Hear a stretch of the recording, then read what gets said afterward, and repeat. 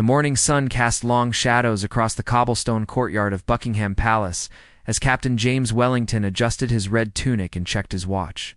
23 years of service had taught him to expect the unexpected, but nothing could have prepared him for what was about to unfold on this seemingly ordinary Tuesday in March. The tourists were already gathering behind the ornate iron gates, cameras ready to capture the famous changing of the guard ceremony. Children pressed their faces against the bars while parents pointed out the stoic soldiers in their iconic bearskin hats. James had grown accustomed to the constant attention, the flash of cameras, and the occasional attempt by visitors to make the guards break their legendary composure. As he took his position at the main entrance, James noticed a small figure among the crowd. A little girl, no more than 8 years old, stood apart from the other tourists. Her clothes were worn but clean, and her dark hair was pulled back in a simple ponytail. What caught his attention was not her appearance, but the way she clutched a crumpled piece of paper in her small hands, her eyes fixed intently on him. The girl had been standing there for over an hour. Sarah Miller realized as she watched from across the street. As a journalist for the London Daily Herald, Sarah had developed a keen eye for human interest stories, and something about this child's determined vigil intrigued her. The girl seemed oblivious to the other tourists bustling around her, focused entirely on the guards. Meanwhile, inside the palace walls, preparations for the day's official functions were underway. Queen Elizabeth was scheduled to meet with several foreign dignitaries, and the entire royal household was operating with clockwork precision. The kitchen staff prepared elaborate refreshments, while the housekeeping team ensured every surface gleamed. None of them were aware of the small drama unfolding just beyond their gates. The little girl's name was Emma Chen, though none of the onlookers knew this yet. She had traveled from a small town in northern England with her grandmother, Chen Wei, who was visiting London for the first time since immigrating from China 40 years earlier. What the crowd couldn't see was the story behind Emma's presence at the palace gates. 3 months earlier, Emma's father, Dr. Michael Chen, had been deployed to a conflict zone as a military medic. The family had received regular letters and video calls, but 2 weeks ago, the communication had stopped abruptly. Emma's mother, Lisa, tried to hide her growing anxiety, but the 8-year-old sensed something was terribly wrong. The idea to visit the palace had come to Emma after watching a documentary about the royal family at school.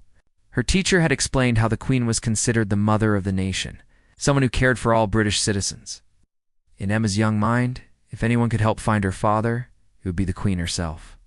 The piece of paper in Emma's hands contained a letter she had written in her careful, childish handwriting. She had practiced the words dozens of times, wanting to make sure her message was perfect. The letter explained her father's disappearance and pleaded for help in finding him. She had decorated the margins with small drawings of hearts and flowers. Adding a child's touch to her desperate appeal, Captain Wellington maintained his rigid posture. His eyes occasionally drifted to the young girl. Something about her patient wait struck him as unusual. Most children grew bored after a few minutes of watching the motionless guards, but this one seemed prepared to stand there all day.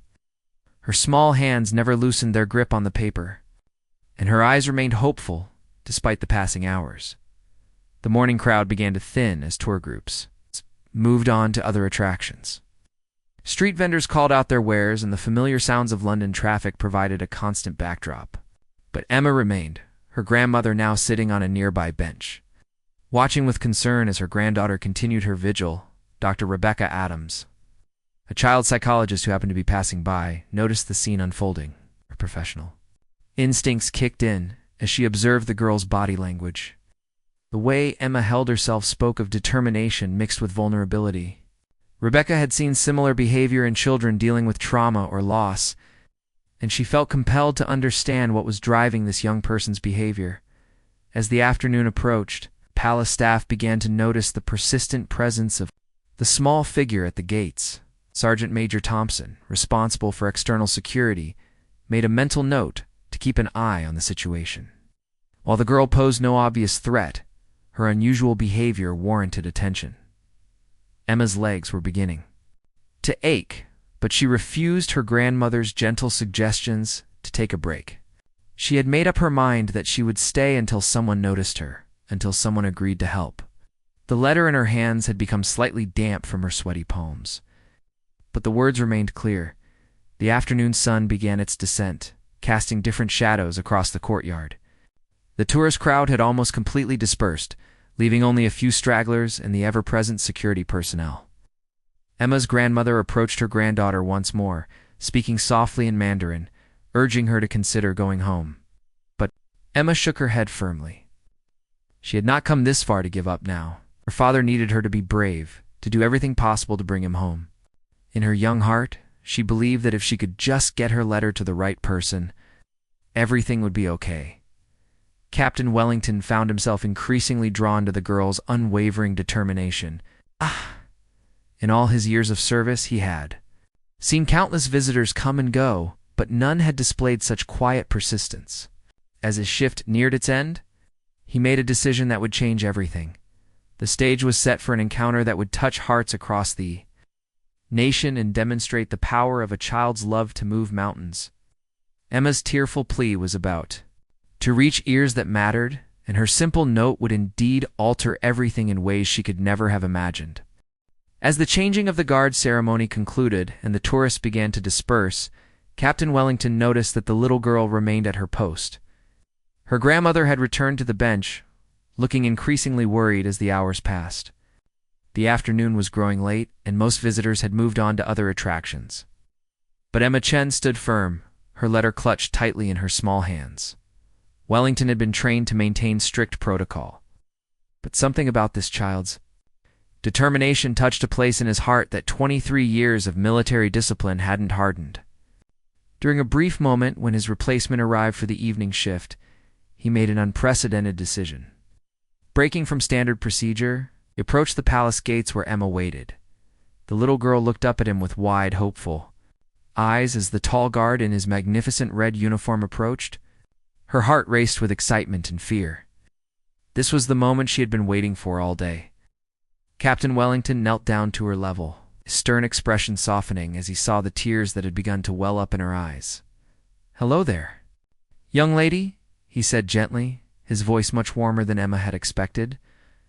"I've noticed you've been waiting here for quite some time. Is there something I can help you with?" Emma's hands trembled as she held out the crumpled letter. Her voice was barely above a whisper when she spoke. "Please, sir, I wrote this for the Queen. My daddy is missing, and I thought, maybe she could help find him."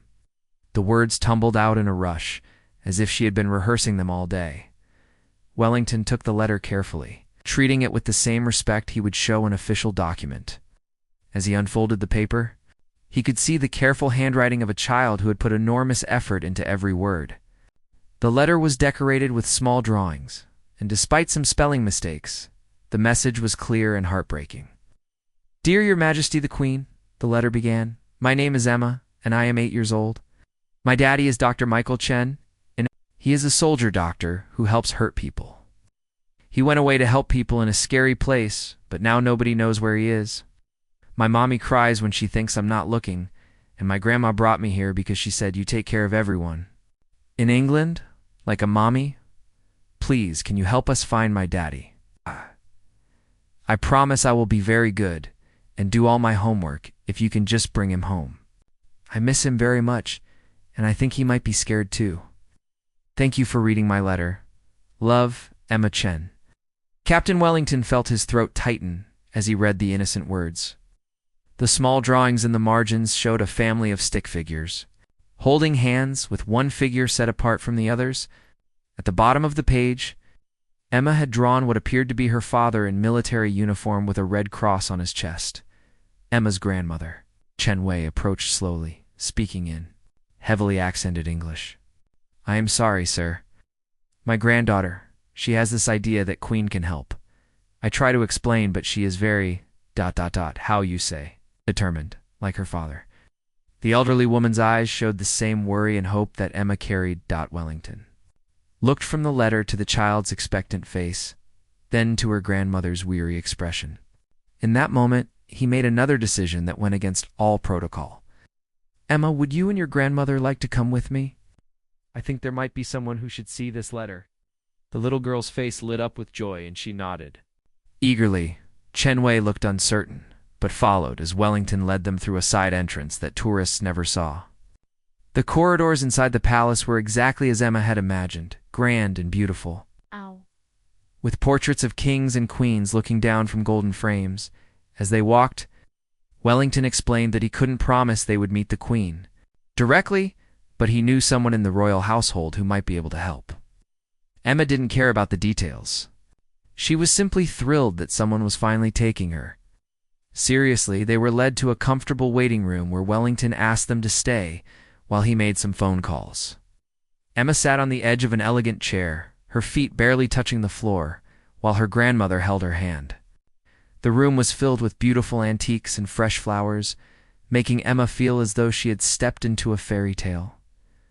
Wellington's first call was to his supervisor, explaining the unusual situation. His second call was to Lady Margaret Thornfield, the Queen's private secretary, who had a reputation for her compassion and her ability to handle delicate matters.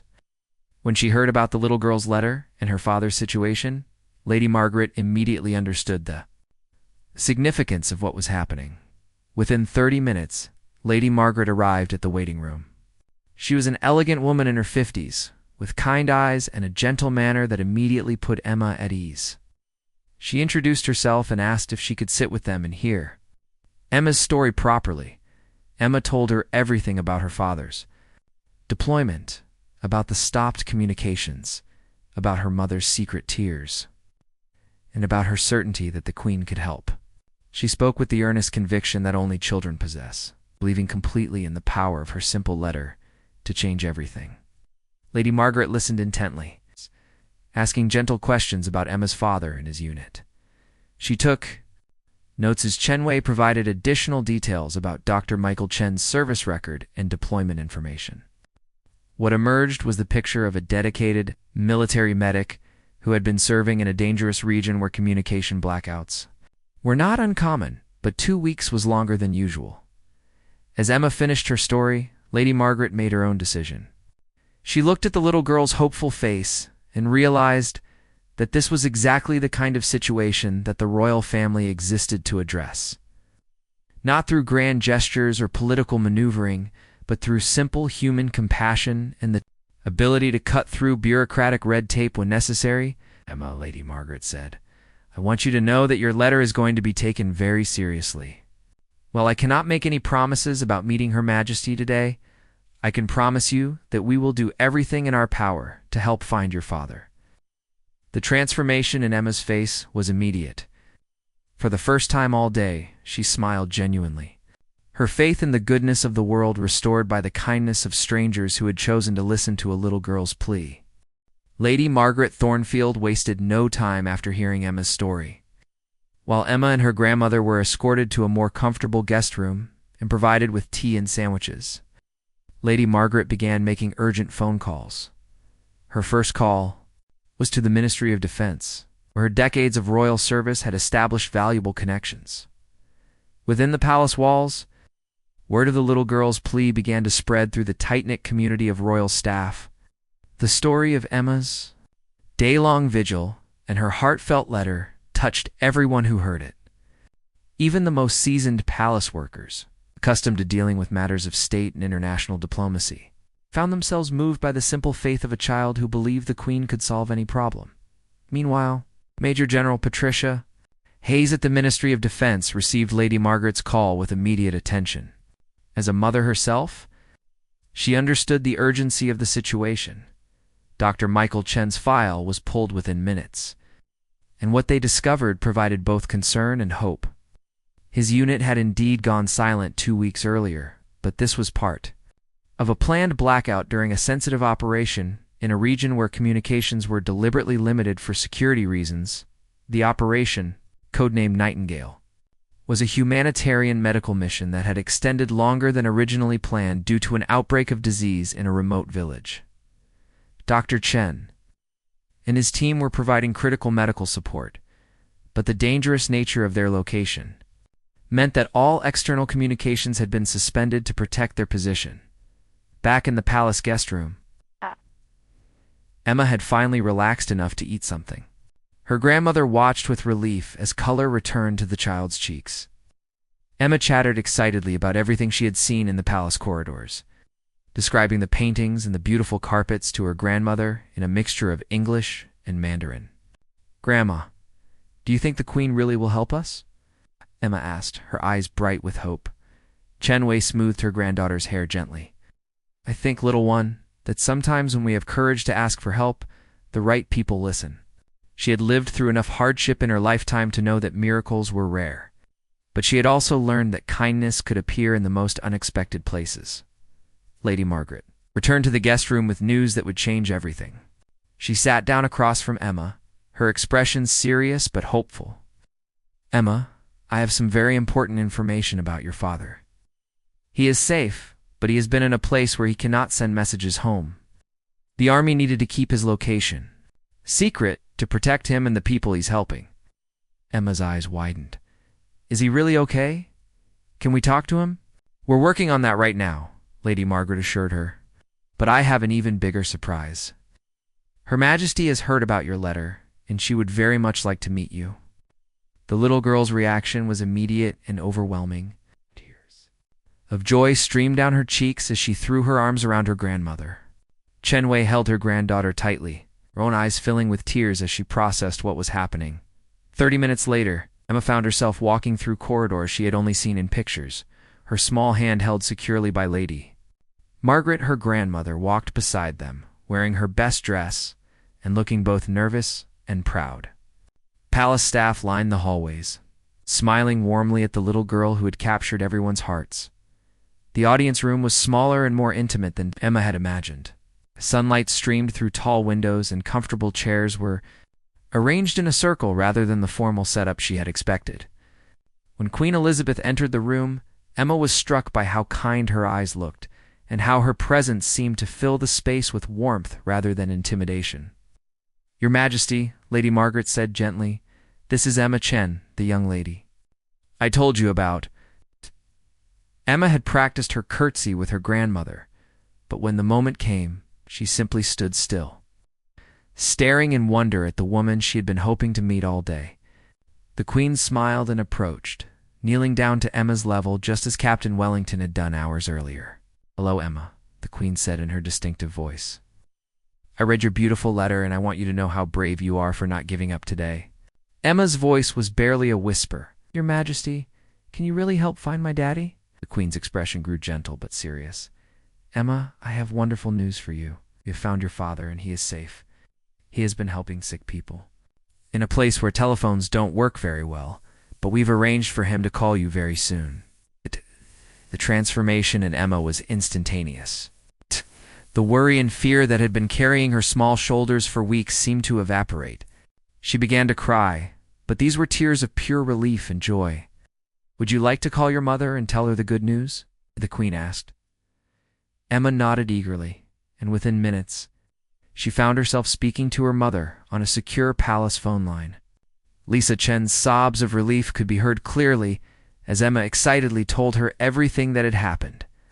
The conversation was a mixture of English and tears, with Emma describing the palace, the kind guards, and most importantly, the news about her father.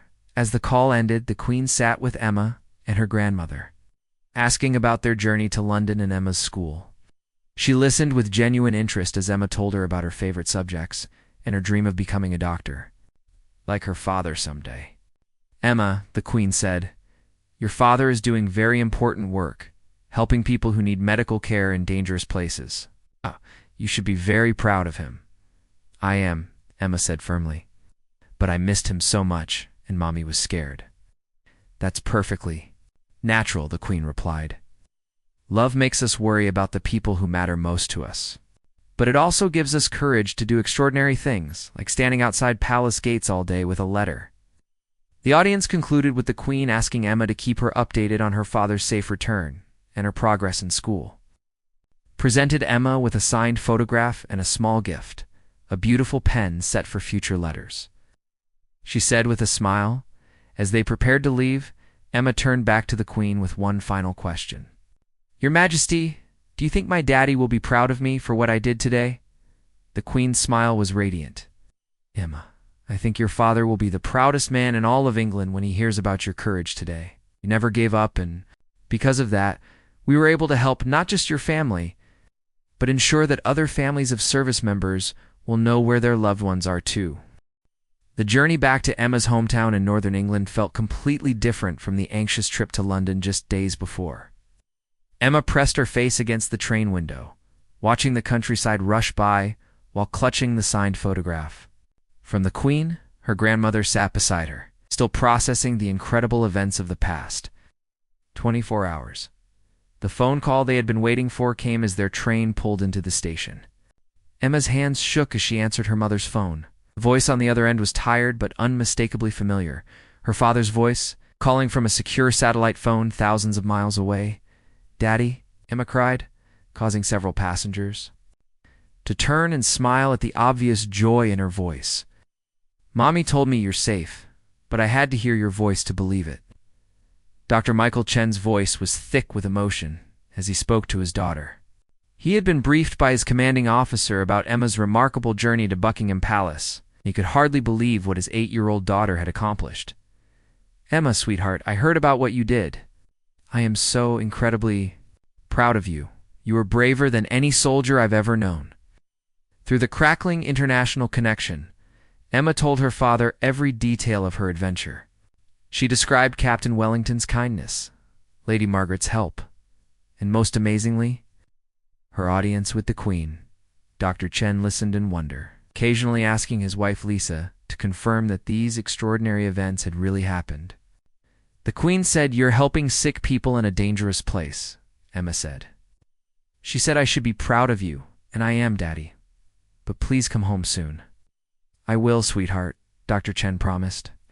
"The mission is almost finished, and I'll be home in 2 weeks. And when I get back, I want to hear every single detail of your adventure again." The call ended with promises of daily communication now that the communication blackout had been lifted. Emma handed the phone back to her mother, who had tears streaming down her face. But these were tears of joy and relief. Word of Emma's story had begun to spread beyond the palace walls. Sarah Miller, the journalist who had noticed Emma's vigil, had been quietly investigating the story. She learned about the successful outcome. She approached the family with a request to share Emma's story with the world. Lisa Chen was initially hesitant about media attention, but Emma herself was enthusiastic about the idea. "Maybe other kids who are worried about their daddies and mommies will know they can ask for help too," Emma said with the wisdom that sometimes comes from the mouths of children. The story appeared on the front page of the London Daily Herald. 3 days later, with the headline, "8-year-old's Royal Plea Reunites Military Family." The article detailed Emma's day-long vigil, her emotional letter, and the chain of events that led to locating her father. The piece struck a chord with readers across the country. Within hours of publication, the newspaper's offices were flooded with calls and emails from readers moved by Emma's story. Many were military families sharing their own experiences of worry and separation. Others were simply parents who understood the deep love that had driven Emma to stand at those palace gates for hours. Captain Wellington found himself suddenly famous among his colleagues, though he deflected all praise to Emma's determination. "I just did what any decent person would do," he told reporters. "That little girl taught me something important about never giving up on the people we love." Lady Margaret Thornfield received dozens of similar cases in the following weeks. Families worried about deployed service members, children seeking help with various problems, and people inspired by Emma's example to reach out when they needed assistance. The palace established a new protocol for handling such requests, ensuring that no genuine plea for help would go unheard. The Queen herself mentioned Emma's story during a speech at a military hospital, praising the courage of both military families and the children who carry their own burdens while their parents serve. "Sometimes," she said, "the greatest courage comes in the smallest packages, and the most important letters are written in a child's careful handwriting." Back in their small town, Emma returned to school as something of a local celebrity. Her teacher, Mrs. Robinson, asked her to share her story with the class. Emma stood at the front of the classroom, no longer the worried child who had left for London, but a confident little girl who had learned that speaking up could change everything. "The most important thing I learned," Emma told her classmates, Is that when you really need help? You should never be afraid to ask. Adults want to help kids, but sometimes they don't know we need help unless we tell them. Her best friend Sophie raised her hand. Weren't you scared when you met the Queen? Emma considered this seriously a little bit. But I was more scared. About never seeing my daddy again. When something really matters to you, being brave gets easier. Dr. Chen's unit completed their mission successfully, and true to his word, he returned home exactly 2 weeks after Emma's phone call. The reunion at the airport was covered by local news stations, with Emma running into her father's arms while cameras captured the moment that had started with a little girl's determination and a crumpled letter. The Chen family was invited back to Buckingham Palace 6 months later for a special reception honoring military families. Emma, now more confident and articulate, presented the Queen with a new letter. This one, a thank you note, written in much neater handwriting, the photo of her family together attached. During this second visit, Emma asked the Queen a question that had been on her mind for months. Your Majesty, do you think what I did was special, or could any kid have done it? The Queen smiled at the thoughtful question. Emma, every child has the capacity for extraordinary courage when they love someone deeply enough. What made you special was that you didn't let fear stop you from acting on that love. That's a lesson that many adults never learn. The story of Emma's tearful plea had indeed altered everything, not just for her family, but for countless others who were inspired by her example. It became a reminder that sometimes the most powerful forces in the world are not armies or governments, but the unwavering love of a child and their refusal to give up hope. Emma kept the pen set the Queen had given her, using it for all her important letters from that day forward. Though she continued to dream of becoming a doctor like her father, she also learned that she already possessed one of the most important qualities any healer could have: the courage to never stop fighting for the people she loved. 1 year after Emma's remarkable journey to Buckingham Palace, the impact of her story continued to ripple through communities across Britain and beyond. The Chen family had settled back into their normal routine, but Emma's experience had fundamentally changed how they approached challenges and viewed the power of speaking up for what matters. Dr. Michael Chen had returned to civilian practice, working at the local hospital where his colleagues treated him with a mixture of respect and gentle. Teasing about having raised such a determined daughter, he often found himself telling Emma's story to young patients who were frightened or overwhelmed by medical procedures, using it as an example of how courage could overcome seemingly impossible situations.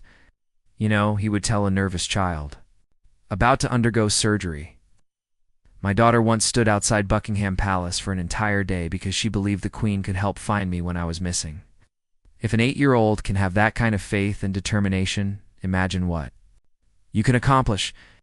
The ripple effects of Emma's story had reached far beyond what anyone could have predicted. Military support organizations reported a significant increase in families reaching out for help during deployments. Many cited Emma's example as inspiration to seek assistance rather than suffering in silence.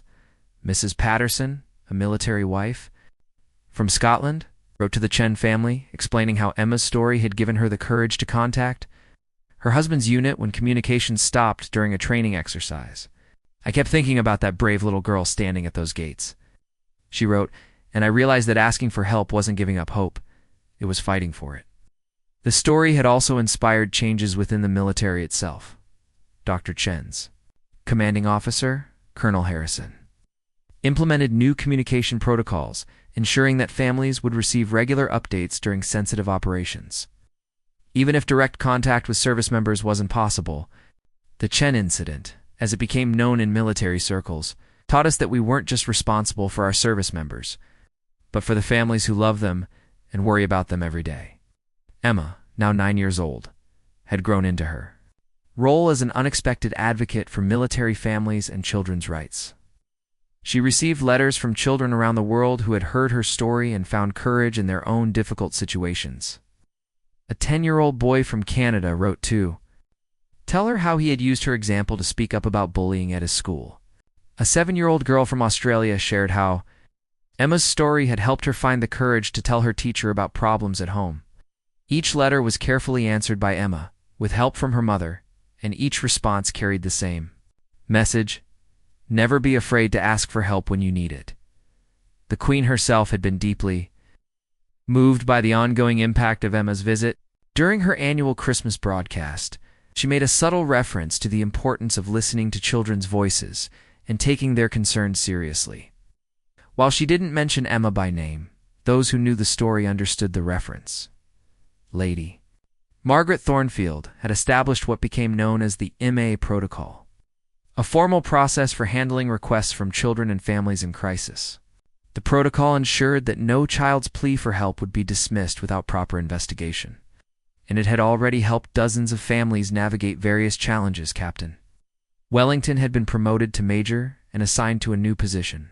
That included community outreach responsibilities. He often spoke at schools about citizenship and service, always telling Emma's story as an example of how ordinary people could make extraordinary differences. That little girl taught me that sometimes the most important part of serving your country isn't the grand gestures, he would tell students. Sometimes it's simply taking the time to listen when someone needs help. As Emma's 10th birthday approached, her family received an unexpected invitation. The Queen was hosting a special garden party for young people who had made significant contributions to their communities, and Emma was to be the guest of honor. This second visit to Buckingham Palace was very different from the first. Emma arrived, not as a desperate child clutching a crumpled letter, but as a confident young advocate accompanied by her parents and grandmother. The garden party included children from across the Commonwealth who had shown exceptional courage, kindness, or innovation. Emma met a 12-year-old inventor from Jamaica who had created a water purification system for his village, a fundraiser from New Zealand who had raised money for wildlife conservation, and a 13-year-old refugee advocate from South Africa who had helped establish support networks for displaced children. It's amazing, Emma told her mother as they walked through the palace gardens. How many kids are doing important things? I thought I was special, but there are brave kids everywhere. Lisa Chen smiled at her daughter's observation. You are special, Emma, but you're right. There are many children who find courage when they need it most. The difference is that your story helped other people realize they could be brave too. During the garden party, the Queen made a special announcement. The royal family would be establishing the Young Voices Initiative, a program designed to ensure that children's concerns and ideas would be heard and acted upon at the highest levels of government and society. Too often, the Queen said, addressing the gathered young people and their families, we assume that important ideas only come from adults. The young people here today prove that some of the most crucial insights and the greatest courage can come from those who haven't yet learned that certain things are supposed to be impossible. Emma was asked to cut the ribbon, officially launching the initiative using the same pen set the Queen had given her a year earlier. As the ribbon fell away, revealing a beautiful plaque commemorating the Young Voices Initiative, Emma felt a sense of pride and responsibility she had never experienced before. Later, during a private moment with the Queen, Emma asked a question that had been forming in her mind throughout the year. Your Majesty, do you think my story will help other kids even when I'm grown up? The Queen considered this thoughtfully. Emma, the most powerful stories are the ones that show us what's possible when we refuse to give up. Your story will continue to inspire people long after you've become a doctor, or whatever you choose to be, because it proves that love and determination can overcome any obstacle. As the Chen family returned home from this second royal visit, Emma reflected on how much had changed since that frightening day when her father had gone missing. She had learned that the world was full of people willing to help if you had the courage to ask, that children's voices mattered just as much as adults, and that sometimes the smallest actions could create the biggest changes. The little girl, who had once stood crying at the palace gates, had become a young advocate whose story continued to inspire families around the world. Her tearful plea had not only brought her father home, but had opened doors for countless other children to find their own courage in difficult times. Emma kept every letter she received from other children, storing them in a special box in her room. Each one reminded her that her story was not just about one family's reunion, but about the universal power of love, hope, and the refusal to give up on the people who matter most. 5 years had passed since Emma Chen's tearful plea at the gates of Buckingham Palace changed her family's life and touched hearts around the world. Now 13 years old, Emma had grown into a thoughtful teenager whose experience had shaped her into a confident young woman with a deep understanding of the power of advocacy and compassion. The Young Voices initiative that had been launched in her honor had become a cornerstone program helping hundreds of children across the Commonwealth find solutions to problems ranging from family crises to community issues. Emma served on the Youth Advisory Board, reviewing cases and helping younger children find the courage to speak up about their concerns. Dr. Michael Chen had accepted a position with an international medical organization, allowing him to continue his humanitarian work while maintaining regular contact with his family. His deployment schedules were carefully planned to ensure he would never again disappear without communication. A policy change that had been implemented across military and humanitarian organizations following the Chen Protocol. On this particular autumn morning, Emma stood once again outside Buckingham Palace, but this time she was not alone or desperate. She was surrounded by a group of 20 young people from around the world, each with their own story of courage and determination. They had gathered for the 5th annual Young Voices Summit, an event that had grown from Emma's single letter into an international movement. The summit brought together children and teenagers who had overcome significant challenges or initiated positive changes in their communities.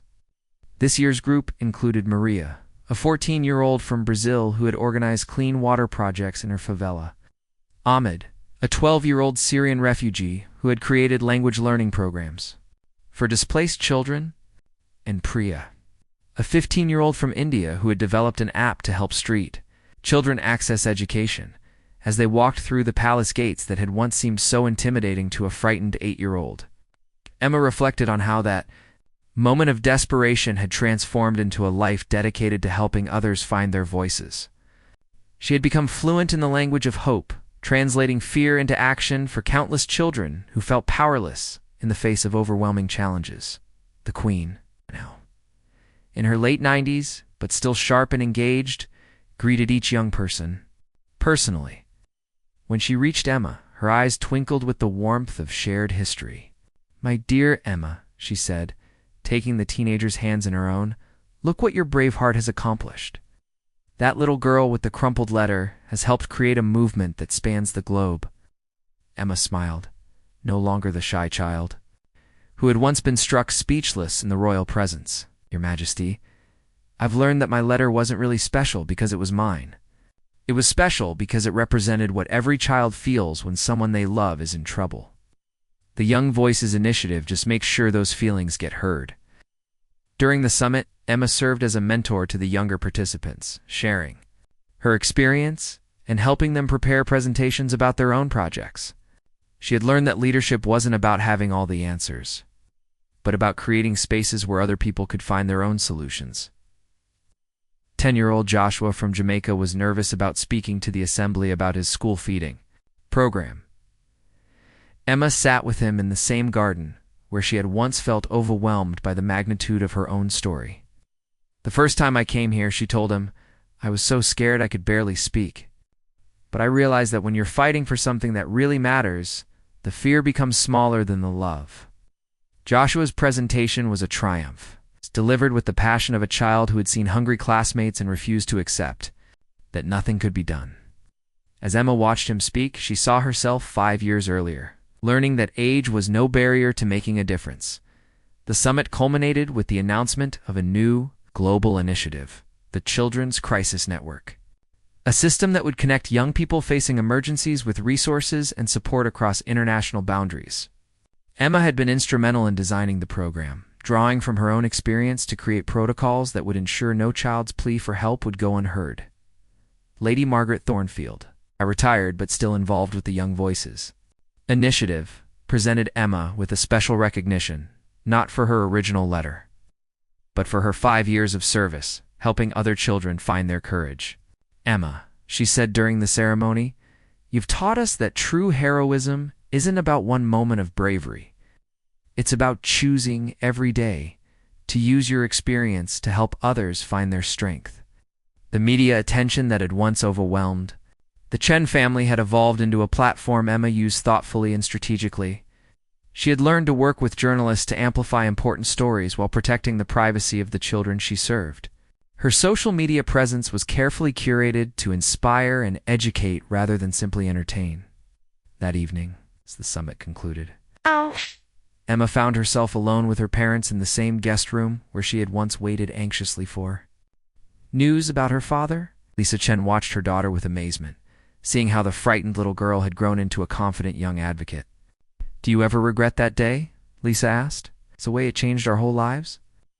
Emma considered this seriously as she did all important questions.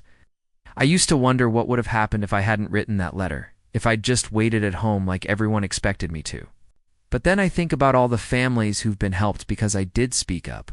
And I realize that sometimes the scariest decisions lead to the most important outcomes." Dr. Chen, who had joined the conversation after finishing a video call with colleagues in Geneva, looked at his daughter with profound pride. "You know, Emma, when I was missing in that remote village, I kept thinking about you and your mother, hoping you weren't too worried. I never imagined that your worry would turn into something that would help so many other families." The next morning brought news that would mark another milestone in Emma's journey. The United Nations had extended an invitation for her to address the General Assembly about children's rights and the importance of listening to young voices in policymaking. At 13, she would be one of the youngest people ever to speak at the UN. Captain Wellington, now Colonel Wellington, and a family friend, called to congratulate Emma on the invitation.